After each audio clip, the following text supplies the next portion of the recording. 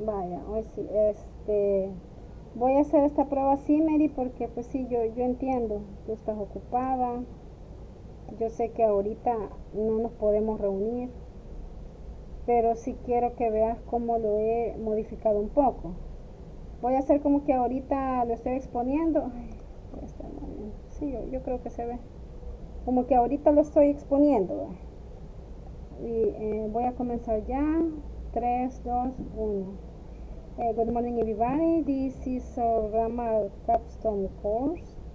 And I'm going to start with the next slide.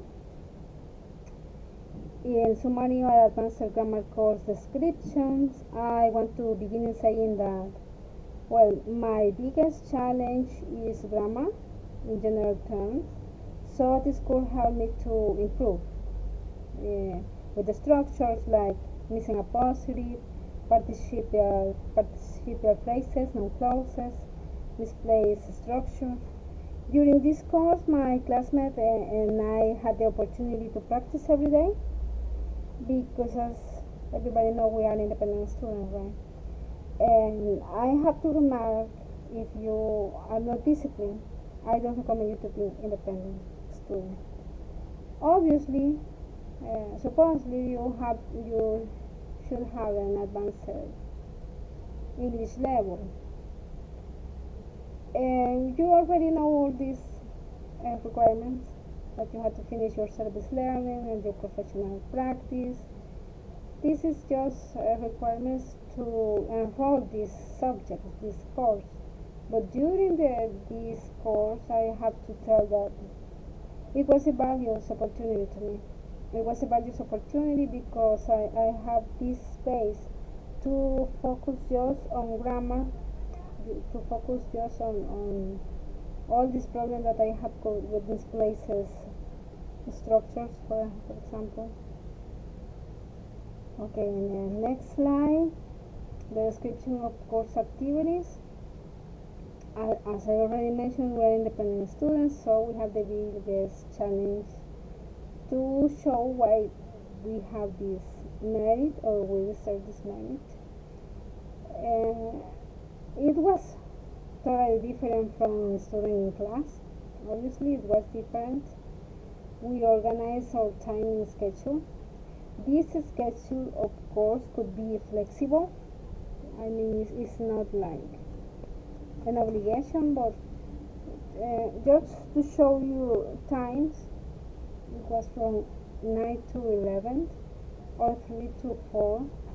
But I have to say, I have to admit that this could be more hours, even after midnight in some occasions, because I don't know my partner, but I feel really obsessed with this.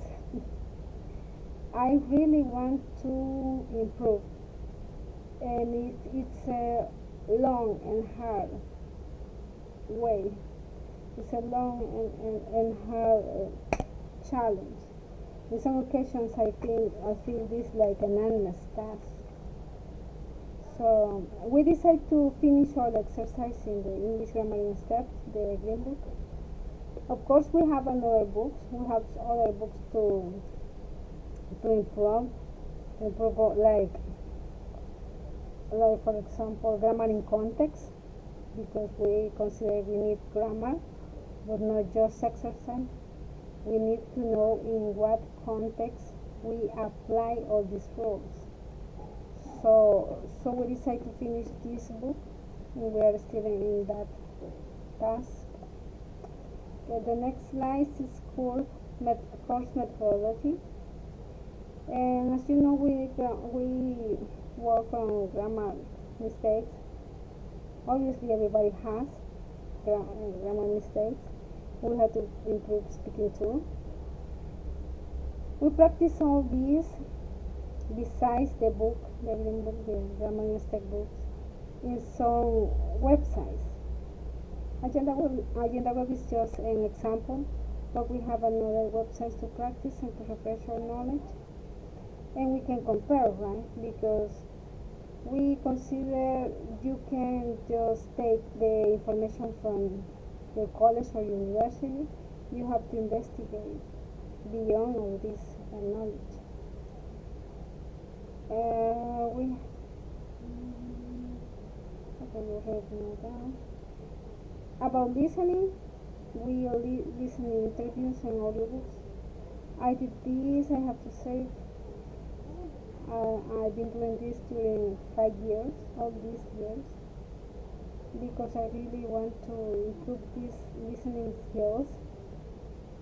And listening audiobooks and podcasts, it can be boring. I have to admit it can be boring, but it's the only way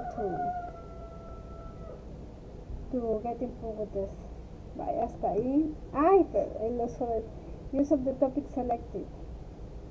Will, we already know that will is used for simple prediction about future actions, making decisions at the moment of speaking or making requests. An example of a prediction could be, I think he will win the race. It's just a prediction because we are not sure of that. Be going to it is used for future actions or intentions, make plans, or prediction about future but with a present evidence. For example, if a person is a fast driver, we can say, oh, he drives really fast, they're going to have an accident. Shall is used more formal than will, and it's not common the use of shall. We use it to make suggestions and offer. A suggestion could be, we shall have to tell him what happened, or the child could be dinner. That could be an offer. Future perfect is to talk about something that hasn't happened yet, but that will be or won't be complete before a certain time in the future. An example could be, when I get back, you will have gone to bed.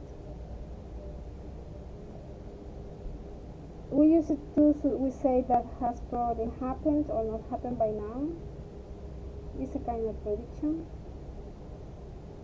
Don't call now, he will have left. That's an example of that. In future continuous, it is used to say something will be in progress at a certain time in the future. An example could be, I was going to call you, but my phone died. The future continuous. I thought they were going to be at the party, or they were going to get married this fall, but they had to call off the wedding. We use it for plans, as you will see, or normal routines. Bye, hasta ahí.